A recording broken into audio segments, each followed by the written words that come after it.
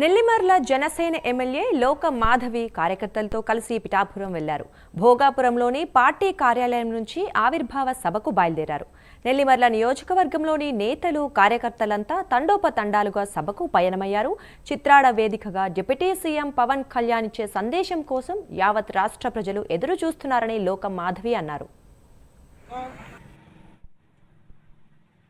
Janasena party 12వ ఆవిర్భావ సభకి ఈరోజు నెల్లిమర్ల నియోజకవర్గం నుంచి జనసేన నాయకులు, జన సైనికులు, వీర మహిళలు సుమారు 1000 కార్లలో తరలి వెళ్తున్నారు.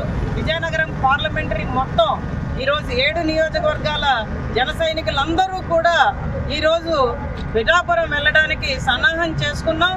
ఇక్కడి నుంచి బయలుదేరి ఒక ర్యాలీ లాగా పిఠాపురం దాకా వెళ్ళి సభకు హాజరవ్వడానికి ప్రతి ఒక్కరు నిర్ణయించుకున్నాం.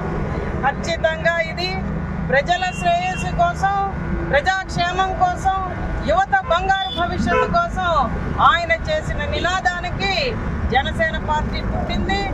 అలాగే 12 ఏళ్ల కష్టానికి ఈరోజు విజయకేతనం ఎగరేసాం.